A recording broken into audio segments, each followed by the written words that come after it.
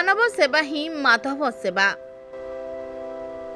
ओडगां block अंतर्गत रोहिबांक ग्राम पंचायत निकटरे केतेक आदिवासी परिवार जंगल जमी बड़ पोखरी हुड़ारे ताल बरडा कुड़िया घर करी जीवन बिताउथिबार खबर जानिबा परे शिक्षक संतोष कुमार साहू और तांको पत्नी आरती साहू लोकंक निकटकु जाई 7 जण पिलांकु सरकारी उच्च प्राथमिक विद्यालय रोहिबांकरे नाम लेखाइबा सह से पिला मानकर समस्त पाठ पढ़ा खर्च बहन करिवे बोली अभिभावक मानकु कथा दैछंती।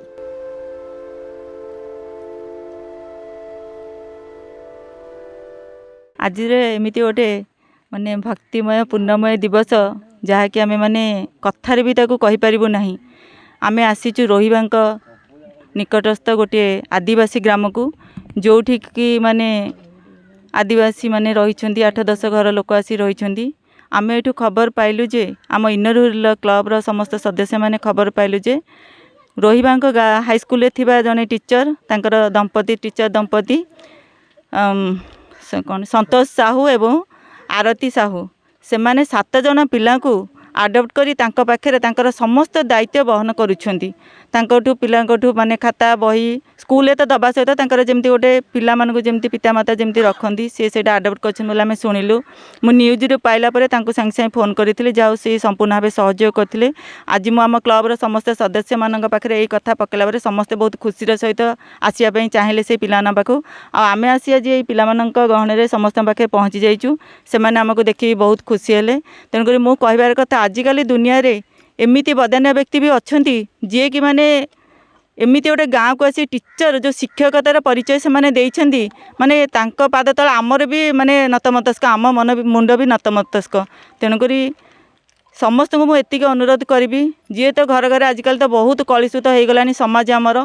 तेणुक समस्ते यहीठार शिक्षा पाइबा कथा से बयस भी सेमती भी किसी बहुत बयस नुहे जहा हो उभय दंपति स्वामी स्त्री 2 जनकर केते मनोभाव एक जोटा कि से एते सुंदर गाँव रे आसी कौ कोण अनुकोण रे माने आसिक अच्छी से डाकी से पाखे समस्त खर्च तांका माँ मान को बुझे बापा मान को बुझे जोटा कि से कहते नाई आम पिला छाड़बूनी तुम आम पिला नहीं बिक्री करदेव सी बारंबार गाँव को आसी बुझे सुझे से बर्तमान से पिला माने विद्यालय को जाऊँगी खुशी रे आम सहित किसी समय बितेले। तेणुक आम भी आग को साहाय्य संपूर्ण भाव हाथ बढ़ेबू। आम क्लब समस्ते प्रोग्रामटारे बहुत खुशी। तेणुक उच्च विद्यालय रोहिबांकर शिक्षक मो ना हूँ संतोष कुमार साहू। सरकार तरफ जितेबाला आम आस स्कूल जावा कार्यक्रम अनुष्ठित है से सब जो मैंने ड्रप आउट पिला अधारू पाठ छाड़ी दौरान कि आदौ स्कूल जाना से पिला जो घर घर बुलिक आम खोजिलु खोजला मुझे परिवेश को आसिक देखिली माने जो पिला परिवेश एमती परिष्कार परिच्छन्न हेले से माने पाठ ठारू बहुत दूर रे आउ से जितेबाला घर माने पाठ पढ़ापी विद्यालय मुहाँ कली से शिक्षक मान प्रति मनोभाव भल नाला एवं कही जे ए सार मैंने नहीं आमको बिकिदेवे से जो मनोभाव थिला पिला मन में आज ताहा नहीं।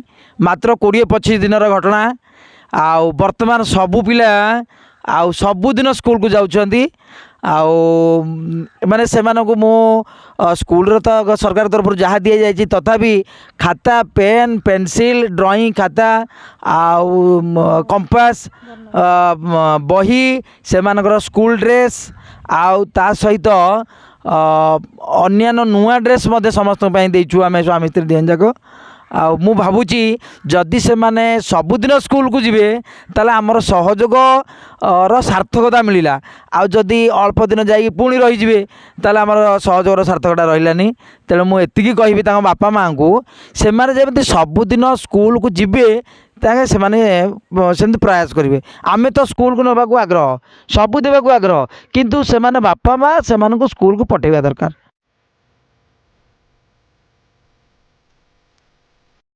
दंपति सेवा त्याग दृढ़ इच्छा शक्ति जोगु शिक्षा भली मुख्य स्रोतरे पिला माने सामिल होई पाले।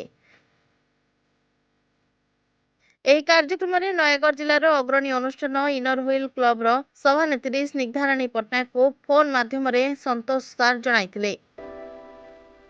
ए खबर सुनिबा परे इनर हुइल क्लब रो सभानेत्री स्निग्धाराणी पट्टनायक पूर्वतन सभापति ज्योत्स्नामयी पट्टनायक उपसभापति सागरिका शतपथी आईएएस ओ लीमा साहू कोषाध्यक्षा प्रज्ञा पट्टनायक गीतांजलि षडंगी एवं तपस्विनी पट्टनायक और अन्य सदस्य माने सहयोग हाथ बढ़ाइथिले।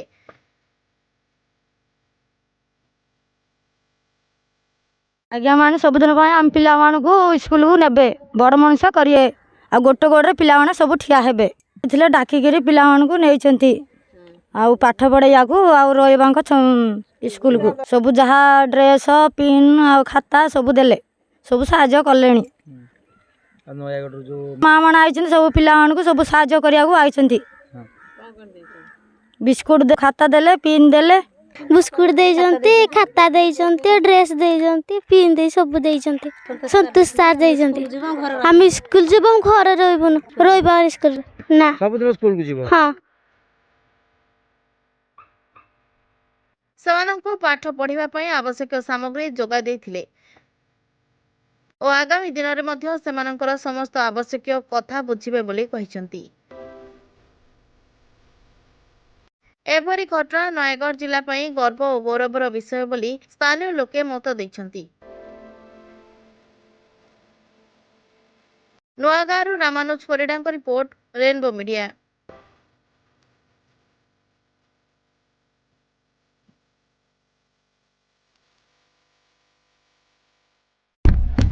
Please watch current updates in Rainbow Media.